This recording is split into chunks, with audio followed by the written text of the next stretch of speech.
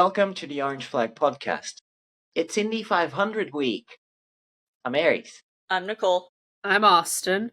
But before we get into Indy 500, let's talk about sports cars, specifically Spa 24 Hours, and the fact that PPM seems to be letting their WEC boys do Nurburgring and not Spa, and the IMSA boys are doing Spa. Well, IMSA has a clash with the Nurburgring, so the IMSA boys can't do Spa. Lawrence Vanthoor and Kevin Estre have won Spa.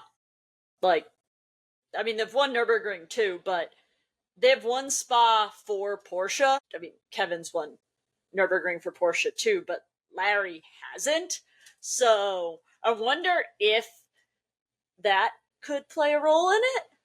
Maybe. Specifically his doing Nurburgring and not Spa. Larry specifically has always been very clear about wanting to do what I guess we're now calling the Tandy Slam. It's they've the both Tandy talked Slam. about wanting to do it, but the thing is, Tandy did it for Porsche.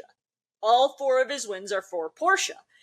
If, obviously with Le Mans being before the Nürburgring race, if Larry wins Le Mans, he will have done it. It will not all be for Porsche. It's an interesting logic. I'm not sure if that has anything to do with the decision, but it would make sense to me. Yeah. I just think it's interesting. Obviously, the IMSA clash does make it to where the boys can't do Nürburgring, but I just do think it's interesting that there's distinct line that we're letting the IMSA boys do Spa because of the clash. WEC boys, you're only getting Nürburgring. And then news that we knew for a month, but couldn't say because I promised we wouldn't say. Yeah. Also about Spa. Tom Sargent is doing Spa with Wright's doing Spa, which is awesome. What class is he in? Is he in gold? Gold. Oh, makes sense. Yes.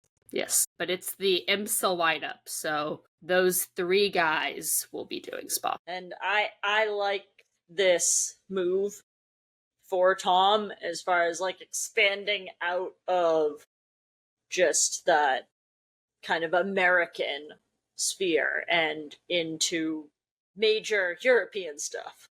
Yeah, it's good. It's exciting. Because everyone was kind of talking about the Nürburgring this week because of Max Verstappen's lap record thing and his argument with GT drivers about it. He has said that he set the lap record with NLS specs. The team has said he set a lap record with NLS specs. It was a private test without official timekeeping. And I guess back up and clarify. Y'all have me defending people I don't like defending, because we're going to do that again down in the IndyCar segment. Maro Engel holds the overall production car lap record. Yes. At the Nürburgring on the Nordschleife. That is not the record that Max came anywhere close to.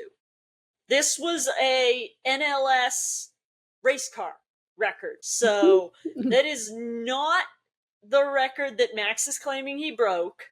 It's a completely different record. And I don't know that it's a record that any of the GT drivers care about, honestly. They care about winning a race, not setting the overall fastest lap. Maro Engel wants to go home with a first place trophy when he races at the Nürburgring. He doesn't care. He knows he's the fastest man around the Nordschleife. He does not need to be the fastest man in every car around the Nordschleife. It got me defending Maro Engel. Is that However, snow? it's necessary. That snow I see outside my window? Nicole defending someone she hates? Crazy things are happening here today. Is that a polar bear in Arlington, Texas? I'm not even sure if the AMG1 lap time even used the G parts of the GP circuit that the NLS sometimes uses. I think it was like just the Nordschleife itself. Yeah. Yeah. I just So think it's not there's even like comparable. yeah, there's so many nuances to it that there's no way you can compare them. It's just I saw so many people online because in Maro Engel's Twitter or Instagram bio, I don't remember which one, he has that he is the Nürburgring lap record holder. And everybody's like, oh, that's why this guy's upset about it. Like, no, he's upset about it because, like, that's not how you do lap records. No. Like, you don't claim that you did a lap record in a race car without it being a recorded lap. There's like no credibility to Max saying that he did this lap record because there's really no way to like prove it. Right. Like, so I'm a marathon runner. Hand timed, like on a stopwatch, marathon times do not count when you're trying to qualify for a world major. So, like, to submit your time for Boston, Chicago, Tokyo, etc., London, Berlin, you can't use a non-chipped time. That's kind of what lap records are like. You can't just go on, like, vibes. I'm sure the vibes were immaculate in that Vibes Ferrari. were great. However, that does not a lap record make. It You doesn't. can't just run off vibes.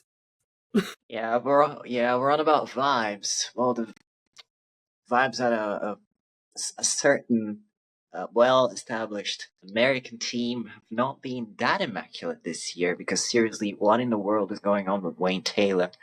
I don't think anybody expected that the struggle bus would be very much leading that team's results this season. They've been basically nowhere. But now, all of a sudden, Wayne is saying he wants to expand to Europe. What? That doesn't make sense. And it's not like Cadillac has some stellar Yeah. record in WEC. Like, I No. could see if, you're running a car, like, a brand, and that brand is having overwhelming success in one or the other. Like, yeah, it might make sense. Wayne Taylor is doing terrible this year in IMSA. I don't know what's going on because the Cadillac has been good in IMSA Yeah. the past couple of years. And then the Cadillac is not doing well, nor did it do well last year in WEC. I do think, though, it's not just Wayne Taylor, like, struggling. Action Express is also struggling, but not, in my opinion, to as extreme of a level, it seems, for Wayne Taylor. I do also think Fred Vesti is the other guy in the car for endurance rounds, but also it seems now rounds when Earl can't be in the car. And I like Fred. I think we've been very clear about this, that I like Fred. Fred's never driven a hypercar before, or, a GTP, whatever you want to call it. This is like his first season of doing that. So obviously it's going to be a learning curve for him. So really, within the 31, the guy who knows the 31 car the best, like, organization-wise, is Jack. Car, team, etc. Because Earl knows the V-Series R very well. Yeah. Like, extremely well. Has been there, But Jack is the guy who knows the whole workings of this team. I mean, because well. if you look at it, so knowing the car is one thing, right? Yeah. Look at about to drinking game. Look at the difference at Le Mans between organizationally the 5 and 6 and the 4. Yes. Because PPM brings over an entire IMSA squad to run the 4 at Le Mans. The 4 has performed quite significantly different than the 5 and 6. Yeah, you Sorry, can say Aries. that. And I think part of that is the lack of familiarity organizationally with, like, obviously they know how to drive that car. They know how to run that car. They know that car. why is there such a disparity? It's because things are necessarily different. Earl has been doing WEC, shoving Earl into IMSA. There is, and into a car that is not, assuming that Joda kept some of the CGR people, there's still a sense of familiarity with that Joda car for Earl. Action Express has no familiarity other than the physical car. Yeah. And there's a lot of micro differences that teams can make with those cars. It's teeny tiny wing adjustments, it's teeny tiny engine map changes, but those can be massive if you're expecting one thing and the car does something marginally different. Yeah, but also, even within a team, the way one car does things can be different than another car. I mean, right. More drinking game. Matt Campbell's been very open about how the 5 and the 6 are different and how he's felt more comfortable with the way the 5 runs things compared to how the 6 does. Kevin hasn't taught him about the trick of the 6 car yet. Trick of the car number 6. That's the best quote, and we are going to get so much mileage out of that quote. I am sorry, Kevin, but that was a fantastic quote to take out of context. Yes. Sorry, Kevin. Maybe that's what they need to work on. But, even making Kevin say out of context things? No, making Matt learn the trick of the 6. I knew we were going way too long without hyping up the drinking game stuff. I've already taken 4 sips. I have coffee again, latte from Not an Ad, Sacred Coffee. This one is the gourmet blend. I made a latte with it. You can't really see it. It's kind of empty. I drank most of it. This is a darker roast compared to the 963. It's really good for making lattes because the flavor of the coffee comes through really well. Not an ad. Not an ad. I'm going to pretend I understood all of that because I don't drink coffee. So I didn't. But my drink of choice for tonight, I already finished, and it's sugar-free lemonade. You can judge me all you want. So I have vodka. I'm kidding, it's not vodka. It's just water. I promise. Back to Cadillac. Back to Cadillac, because we were Cadillac. Slightly out of course. I question how much the announcement of the F1 project is hampering the LMDH effort. Because if they've taken any of the organizational people from Caddy within WEC and IMSA, and put them onto the F1 project, I know everyone says, oh, the F1 project is just a rebranded Andretti, and it's all Andretti people. There is zero chance it is all Andretti people. Yeah. There are factory Cadillac people on that project. Yes. And, I don't know. And then another thing that when we first started talking about this, right, in the chat, my first thought went to what Renger said after he drove the Acura for the first time when he, switched to Meyer-Shank for this year, which was how technologically advanced the Acura was compared to the Cadillac. I personally think it's probably easier to learn to drive with additional technology than it is to learn how to drive with less technology. So you take the Wayne Taylor guys that are used to this technological masterpiece that is the Acura, right? And you shove them in this Cadillac, which, is literally, according to the guy who won races in it last year, is less technologically advanced than the Acura. I could see how they may be struggling. I don't know what those technological differences are, but I could see why the drivers could be struggling.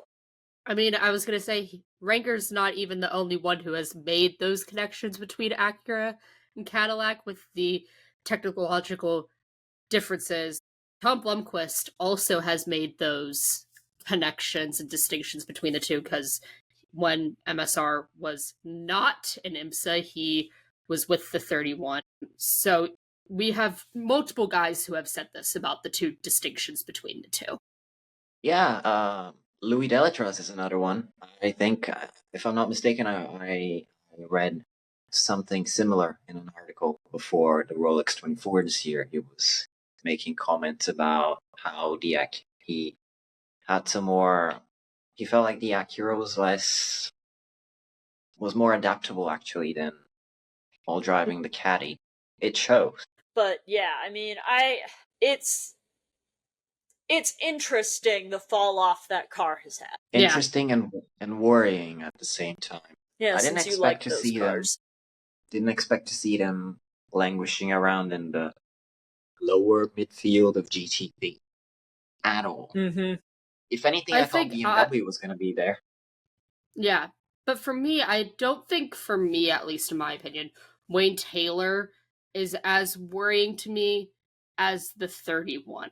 Because Wayne Taylor has made the switch. I expected there to be, like, learnings of the car and everything. For me, the 31 going and not having great results so far this year, that, for me, is a little bit more worrying, but also you do, for them, have to take into account you literally only have one guy in the car who is from the previous lineup. Right. Sometimes a lineup just clicks. You know, again, nothing against Earl, but maybe him and Jack just are not ultimately clicking setup wise. That's a huge issue in endurance racing with multiple drivers sharing a car, is if one person likes a car to be a certain way and the other driver doesn't, well, you need to find a compromise, and that compromise will necessarily make the car slower. And maybe the guys last year had more similar setup requirements than Earl and Jack do. Yeah, I also think for last race specifically, when Fred filled in for Earl, the team was very open about that fact. They really kind of were taking that race and just testing Fred. Mm-hmm. Like, they put him into qualifying knowing he probably wasn't going to be getting the car like a great result in qualifying. It was purely to get him experience qualifying the car. Yep. So last race, I feel like you really can't like hold it to a standard like you normally do to the other finishes for the 31, because they really were doing something completely different for that car to purely just test and give Fred more experience in different situations than he normally has gotten. Our regular listeners will know that we do the Don't Disappoint Larry thing with trying to be better versions of ourselves, right? And we're, for whatever reason, have chosen Lawrence Vantor as our person that we are, striving to be like. And over the weekend and today, Monday, Lawrence posted some stuff that I think is important for us and for anybody else that may be trying to do a health journey or anything to remember. He posted over the weekend that he's just been feeling off for a while, so he just took a day off. He posted a picture of his bike on the wall and said, I'm taking a rest day. And I think that's something that we all need to give ourselves grace to do. You may have a training program, you may have a diet, you may have all of this stuff so perfectly organized. We know that Lawrence Vantor does. Yeah. But sometimes it's just not. Something's going on in your life, something's going on with your health, and you just need to take a day for yourself. And then today, he posted that everything was going wrong. He got multiple flats on his bike ride, and he just said, you know what? It's not meant to be today, basic. And then it sure looked like a meal I've never really seen Lawrence eat before. I'm pretty sure that was a cheat meal, so I feel like he also kind of said it was a cheat meal in a roundabout way. He kind of did. So again, give yourself grace to deviate from your program. So ultimately, I guess, don't disappoint Larry means, do all this healthy stuff, but it also means take rest days when you need them and listen to the universe if it's telling you to slow down. Listen to your body, too. Yeah. This weekend, I went to Sebring for race cars because I needed a mental health break. And my mental health break is going and seeing race cars. So I went to GT World Challenge. It was good. But we're just going to talk about some things. First things first, Sebring did autograph sessions. It was very different this year. Normally it's split between 2 days. This year was all 1 day, but 2 different sessions. So I went to both, and I went to the GT4 session, which had Riley Dickinson in it, who is also a selected driver program for Porsche.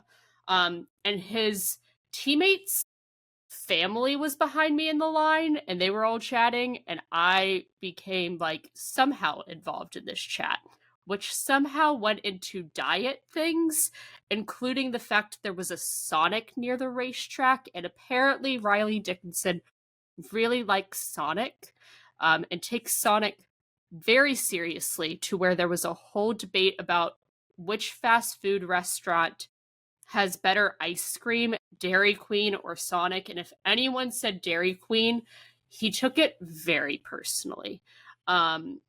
So this also, proof, race car drivers do also eat ice cream, guys, so it is okay to eat ice cream still. I feel like Larry talks about eating ice cream all the time. I think that is just part of his diet. He schedules ice cream into his macros. Yeah, but, going in line with our conversations about diet and everything, it is okay to still have ice cream, everyone. I literally had an entire conversation about it. Did I get Sonic or Dairy Queen after the race? No, I did not. I got Chick-fil-A. That was what was open. But another thing was Tom was obviously there, and we talked about the most recent announcement being Spa. The boy's very excited about it, which obviously he should be. But also talked about what he is doing right now and everything. And now he's in Watkins Glen, doing testing with the rest of the right boys. So doing all the right stuff, which he posted about as well. And then going back to GT4, the podium for GT4 for race 2 was a very exciting podium. Had a lot of the Raccoon Boys, so Random Vandals, including the orange car, which decided to just jump down the podium to go spray their entire team personnel, who I happened to accidentally be standing right next to. So I did get completely covered in champagne and was sticky for the rest of the day. I do think I seem to be cursed at Sebring with this specific scenario happening, because it happened for 12 hours with IMSA, and then it happened again for GT4. So I seem to just end up in this situation a lot at Sebring. Yeah, but that's all the GT World Challenge stuff, GT4 stuff. Now we can get into IndyCar. A lot happened. IndyCar. Well, if you didn't hear it when we literally started this episode, it's Indy 500 week. Wahoo! It's been, the opening practice week it did feel a little ominous to me, at least. I think I saw some people echoing that sentiment on the Twitter timeline. Someone was saying, oh yes, this is the universe's way of balancing the 400 or something laps we have without caution, because the amount of heavy hits, heavy accidents we had this week it honestly felt more than normal than what it usually happens every year. Every year you usually have someone, I don't know, hit the wall hard and maybe flip over. This year, it felt like you could go into every single day and be like, oh yeah, who's crashing today? And then it would happen. That was unreal. 'Cause, let's see, we had Kiffin, we had Colton in qualifying, and then we obviously had the very now infamous Scotty Mac accident before the Fast 12. So, and I'm probably forgetting someone, but yes, it did feel very, very ominous. My thing was also like for Kiffin, the commentary was literally talking about like the floor and how the designing of the floor made it so that the car didn't flip. And then it was like the Speedway heard that and said, "Watch this," because then Colton crashes, the car flips. It's just the Speedway was being the Speedway. I'm just gonna say this. Yeah. I'd rather have it happen this week. Yeah. And I mean, the drivers are blaming this on the extra weight at the rear of the car from the hybrid. That's probably what it is. Because none of those crashes looked like something that should have been so catastrophic. Like in previous years, those feel like it would have looked a lot more, I feel like, Marcus Armstrong's crash, right? Which ultimately ended up being the worst of the four.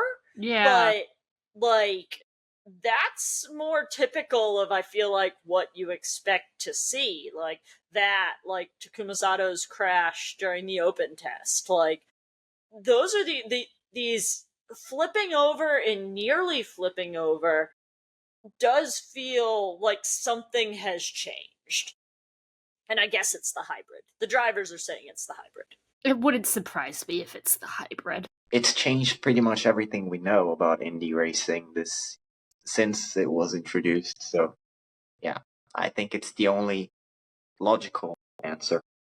I think the biggest story of the week is that Penske had some technical infractions with their cars.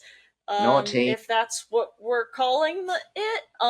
Apparently they may have been running like almost an illegal setup for a year, if you believe the majority of IndyCar media. Yeah.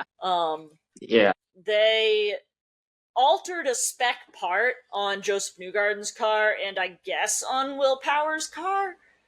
There still hasn't really been a ton of confirmation about Will's car. Yeah. But the two of them got demoted to 32nd and 33rd on the grid. So obviously IndyCar found something wrong with both cars. It was very clear what it was on Joseph Newgarden's car.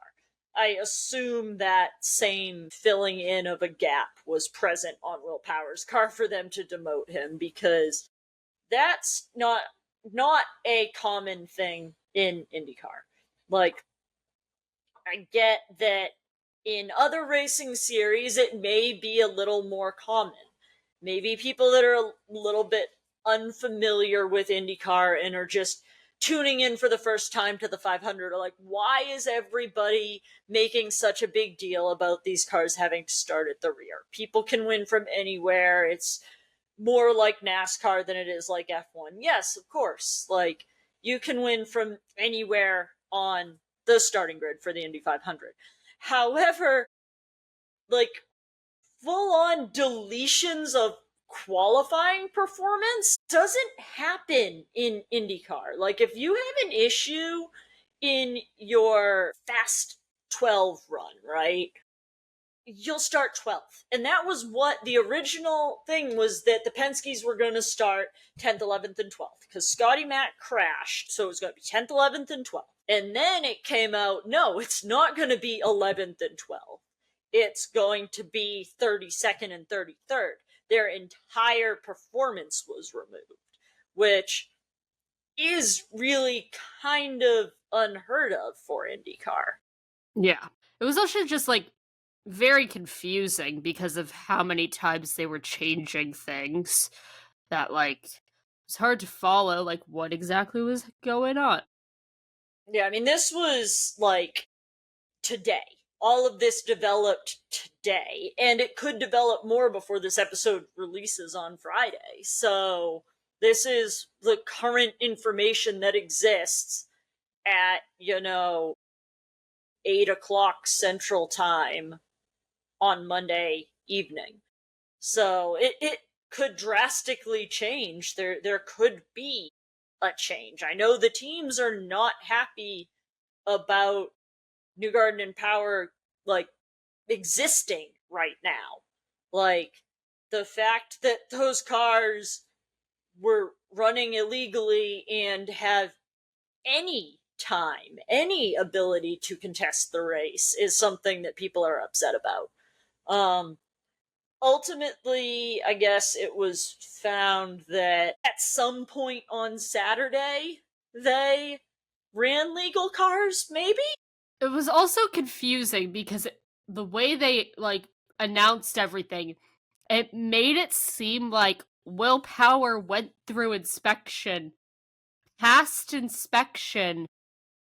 He did. Yeah. That's the thing. And then this happened. wasn't something they were inspecting for. Yeah. And that's proven by the fact that there are photos from last year where this same standard existed with the Penske cars, specifically Joseph Newgarden's is the one that people are looking at, running this alteration. So Tech was not looking for this. This was pointed out by Chip Ganassi to IndyCar. So this is not something Tech was looking for. Yeah. I just think it made it even more confusing for people to understand, with the fact that Will Power made it through inspection, passed inspection, and then we get to the broadcast and they're rolling the cars back. Them rolling the cars back, and then they cut to them getting grinders and torches out and working on the Penskes, and everyone's like, what's going on? Didn't these cars pass inspection? Yeah, and again, the stuff that is being shown in all of the graphics for what is illegal about the car does not match up with what looked like they were grinding off of the car. So I'm still not quite sure what's going on. That's why I'm even more confused, because none of the lines and the little dots, they aren't connecting. Yeah. And a lot of people online are upset because Jacob Abel is the car that got bumped, not going to contest the Indy 500, and people feel like he deserves now to be able to compete in the race, because even though he was multiple miles an hour average speed lower than the rest of the field, I mean, he was over a mile an hour slower than his teammate, and almost 2 miles an hour slower than the fastest two cars in the bottom four. And Rinus VeeKay almost didn't make it too.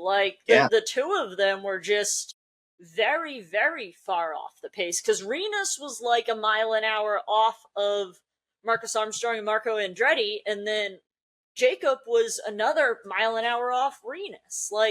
Those two cars are exceedingly slow, and I don't think that it makes sense to. Plus, also, who do you pick? Because Will and Joseph both made it to the Fast 12, right?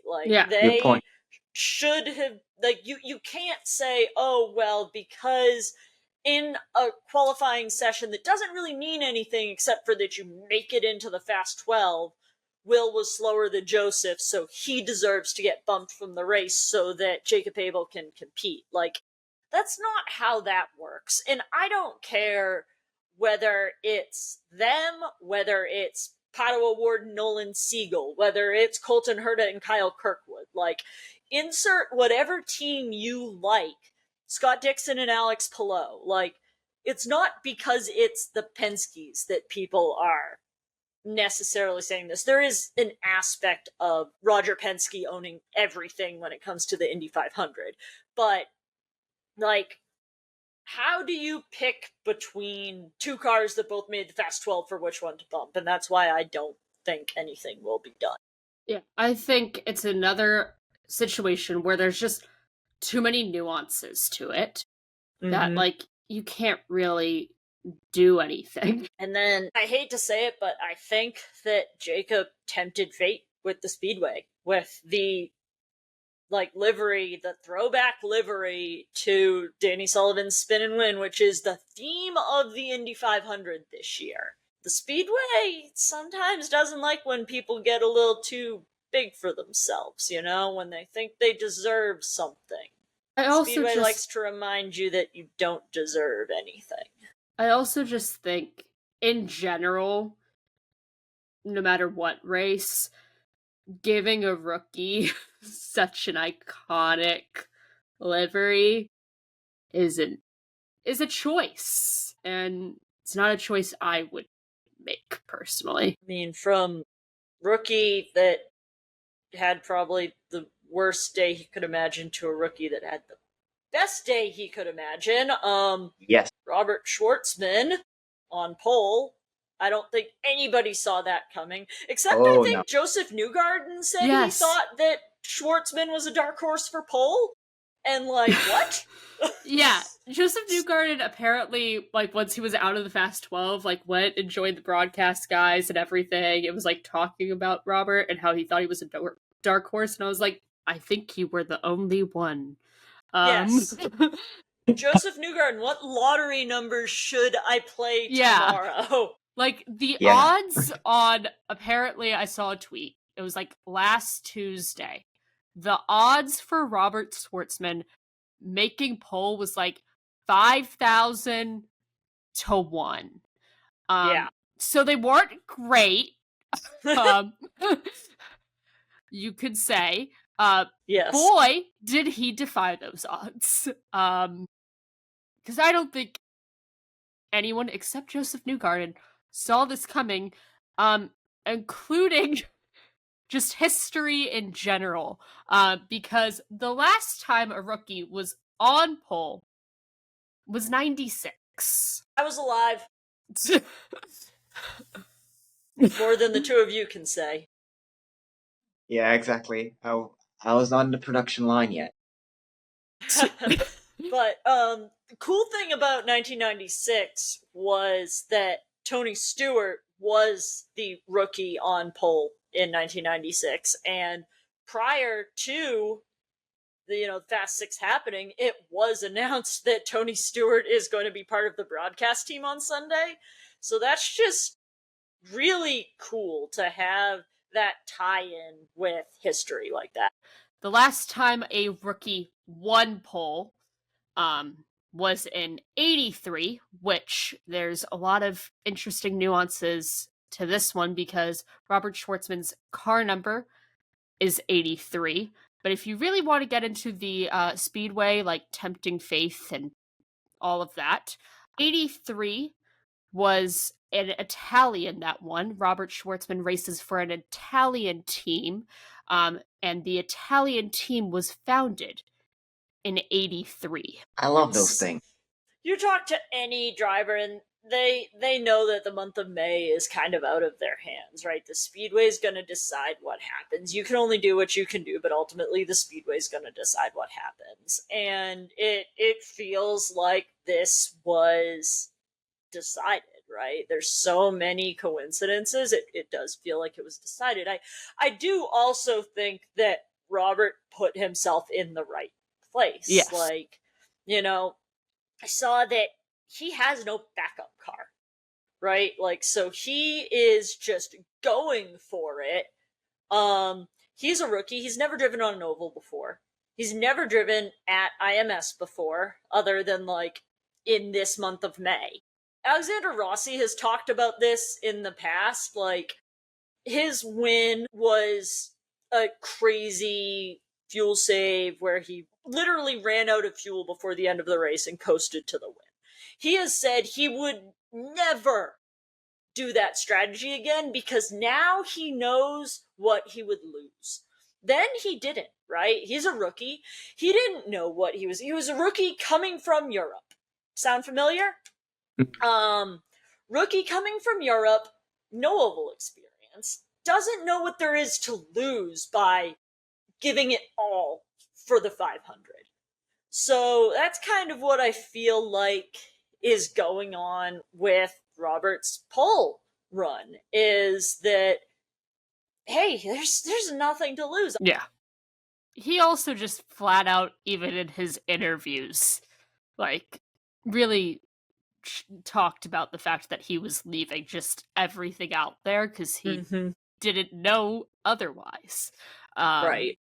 Like, even during the broadcast, like, Hinch literally said, is this a case of rookie ignorance over veteran experience? And that's why Robert was hitting these lap times that were very surprising, and, like, got this pole was just, like, the fact he didn't know otherwise to not do what he was doing. Going out and doing a, crazy 234 something first lap when nobody else is coming close to that. And then having the fall off, it's like, okay, that's not a normal strategy, but it worked. And everybody else was consistently 232 middle. 230, like that's what they were all, because if you look at the rest of the times, right, they were consistent average across the 4 laps in the 232s. That's what everybody else was doing, and that's not what he did. He came out and he did a killer first lap, had fall off, but it was still on average, because that's all that matters. It's not about your fastest lap, it's not about your terminal speed, it's about your 4 lap average. And his 4 lap average was the fastest. 5-6 months ago, we were discussing Prema's move to IndyCar in this very podcast, and I remember I jokingly said something about the team having Michael Kennan with them, and at least one of their cars making it into Fast 6. I don't know what I had in mind back then, but hey, what did we just witness? Without Cannon, but yeah, no Cannon. But they do have a rocket scientist. Yeah. Apparently, apparently this guy just casually working at a very, very complex endeavor for, rocket science is very, very easy. Not. And yeah, dude's on leave from work. Yeah, I'm just going to help engineer this car at the Indianapolis 500. Oh wait, this car has just taken pole. I feel like these two things are maybe connected. And when you realize that the same guy was also involved in certain, I think, was it last year? At some point, he engineered Joseph Newgarden's car. Yeah. And I was just unsure whether it was last year or the previous year. Not like just some random guy working at SpaceX that decided to come engineer an IndyCar. He is an IndyCar engineer who left IndyCar engineering to go work at SpaceX and now has come back to work with Prema. Yeah. Rockets were getting a little boring.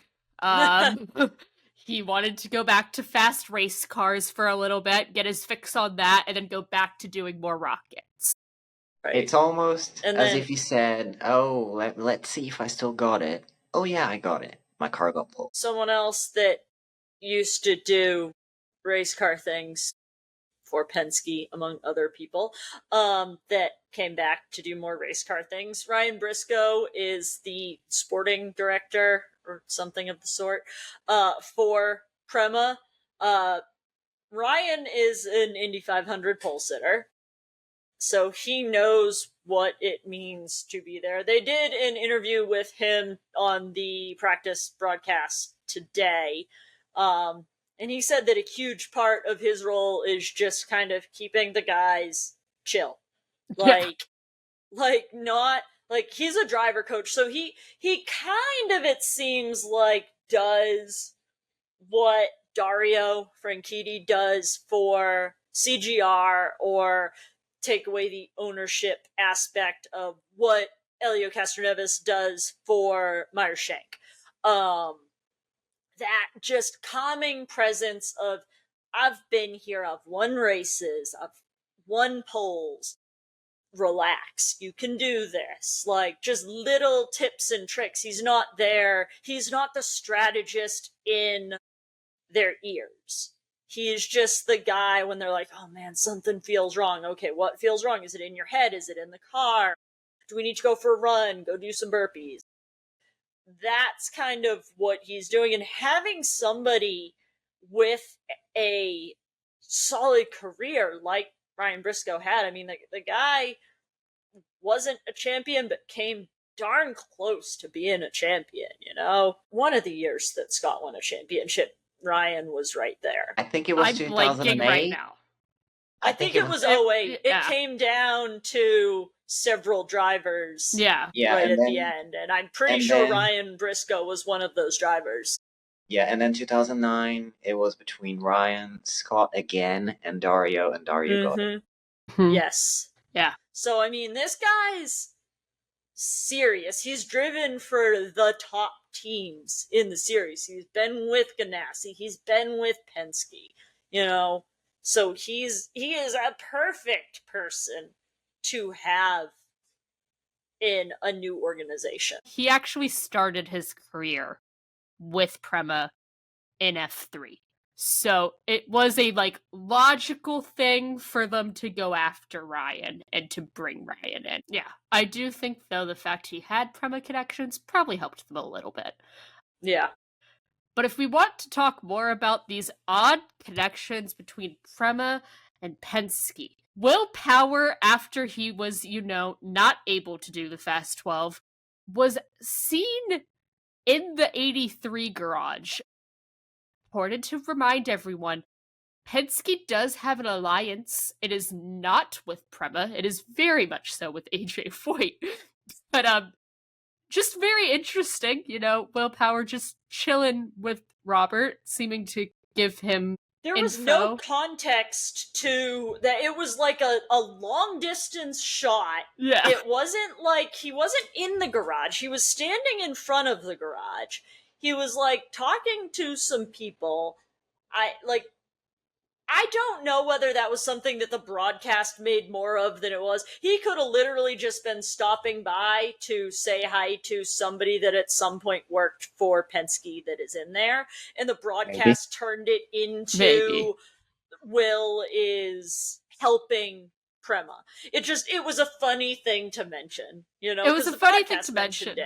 And I'd like to believe this random, Will Power's just randomly giving info to Robert Shwartzman. Oh, Will Power would be out of a seat if that happened. Exactly, which is why that's very why I say unrealistic. There's no way it happened. It was probably something super innocuous, because I do believe that Roger would take swift action if Will was doing such a thing. Yes. It was just but in my head, so this is how you game the system. Yes. Yeah, exactly. In my head, I wanted to believe, Will Power's just doing a funny ha-ha. Yeah. But speaking of F1, by now, obviously everybody knows, Flavio Briatore is Alpine's team principal. Except, if you ask the FIA, apparently he isn't, because for whatever reason, not whatever reason, there is a good reason, but they do not recognize Flavio as Alpine's actual team principal. He's still performing the duties that a team principal would, but because he does not have what is called an FIA license, he's not recognized by the FIA, so... Yeah, the fact that they've got somebody running their team who can't, officially be a team principal is funny. Yeah, it's very odd. You start thinking how more ridiculous this situation can get, because honestly, it seems like they had everything lined up nicely when the season started, and then it all just kind of started to crumble, and it's just continuing. The implosion is just continuing. Yeah, it's interesting. It's also interesting because when everything was announced of Flavio becoming team principal because Oliver Oakes was leaving the team, stepped away from the team. We all thought it was because of Jack being dropped. Then we figured out it was more so because of high-tech things. Then there was the whole running with Oliver Oaks going to Dubai, and maybe high-tech will no longer be a team that can compete. That's not the case, because Oliver Oaks showed back up in the paddock with high-tech, and high-tech was still able to compete. More than just compete, they were able to get pole and then get a double podium. So you'd say high-tech had a pretty good weekend, actually, despite all the talk around them, including the talk that their cars were impounded, which, according to Oliver Oaks, never actually happened. This just is a case of, I don't know that there's any legitimate media in Formula One anymore. Like, all of the major media outlets in F1 just seem to report on tweets, essentially. So somebody says, oh, the high-tech cars are impounded, and Oliver Oaks' brother is, doing shady business deals, and Oliver Oaks is avoiding extradition in Dubai. Every major media outlet reports on it, because once one quote-unquote credible outlet reports, everybody else does. We saw that again this week with a parody site ran a essentially fake Instagram posts about Mick Doohan supposedly posting something about Franco Colapinto, and somehow everybody in Formula One media has no journalistic integrity and ran that as a true story. It was from a site that very openly says it is a parody site. It wasn't the name. And it got reported as news, which then resulted in, people obviously believing it. And Jack, had to post online saying, this is fake. My father did not say this. Please stop harassing me and my family. We just want to, exist in peace. The kid worked his whole life to get into Formula One, got to do a handful of races, got unceremoniously dumped, and then is being harassed by people who were duped by supposedly credible media. Because I don't think the issue here is the Twitter page. I don't think the issue here is even the fake Instagram posts. The issue here is that reputable media outlets ran this as legitimate, that Mick Doohan had said this. And honestly, I don't know that the problem is even really Franco Colapinto's fans. Because again, they read something in a legitimate news outlet. Say what you want about any of these F1 websites, but they have credentials to be in the Formula One paddock. Formula One deems them reputable, and they're out here running a false story. Yes, what Franco's fans did was inappropriate. Making death threats against Jack and his family is inappropriate, but the fact that they were duped is not their fault. They read news from a news website and got upset about it. Yeah. I do think, though, your fan base is, really done something wrong. You also know the media has done something really wrong. When an F1 team is having to put out a statement telling you to cool down and to not do the actions that you've been doing. Oh yeah, the actions that Franco's fans took were not okay, but their confusion is not their fault. Had that just been a tweet on an obvious parody website, I don't think that this issue would have arisen. It's the fact that news outlets reported it. And the news outlets have by and large taken those stories down. But yeah, there's just a problem there, and I don't know. I just think that F1 media doesn't exist anymore, and that's the reality we live in. Yeah, it just feels like It's just a very, very messy situation where you have people who obviously people who pass very, very closely to an actual F1 news page. Like even the profile picture that the page was using was very, very similar to an actual F1 news page. The way that obviously Franco's fans are easily triggered, and obviously, how do you not see? How do you not realize that it's very, very obviously a, as has been said, a parody account? How don't you see it? It's Because, obvious. and I don't want to name these other news websites, right? Like, I don't think that's fair because they did take down the stories. It's because I don't think Franco's fans would have reacted as extremely as they did if it had just been on that parody site. It's because legitimate news reported it. That gets to people who may only sort of be a Franco fan, right? Like, you're not a hardcore Franco Colapinto fan, but you like him. Maybe you're from the same country as him, maybe you're not, but you see, a very bitter post being reported from a news article making fun of your driver for crashing. Something that everybody has called out fan bases for in the past. Lewis's fans for when Max crashed at Silverstone. Max's fans for when Lando crashed in Brazil or went off the track in Brazil. It is something that is always called out as, hey, how about we don't mock? And then you as a fan of that driver, see a news website, an actual credentialed news website, report that a driver's father makes fun of your driver for crashing. I can see why they were mad.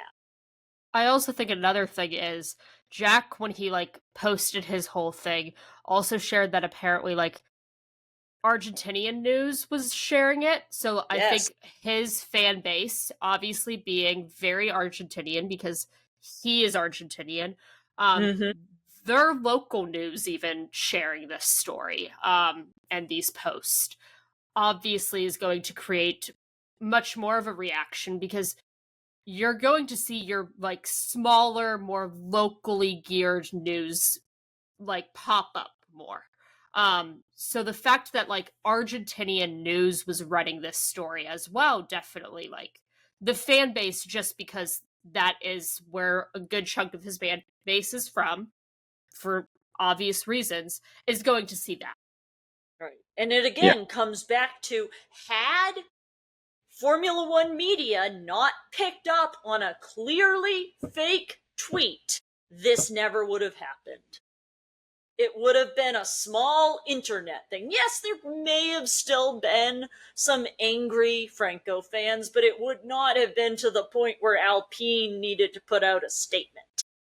There's just so many things that these news organizations could have done of cross-referencing to see if they can still see the Insta story, things like that, looking more into the account they're getting the information from before they just run with something. So, ultimately, I think the big thing here is kind of just good advice for everybody, whether you're a fan or a news organization. Check your sources before you freak out about something. I feel like checking your sources I feel like maybe that's kind of a fundamental thing in journalism, and yet these people are. How do you skip that? Great question. Thanks for listening. You can find us on Twitter, TikTok, YouTube, and Instagram at OrangeFlagPod. On Twitter, Nicole is at Cars on the Street, Austin is at Henry Claren, and Aries is at Aries_Alpenglow.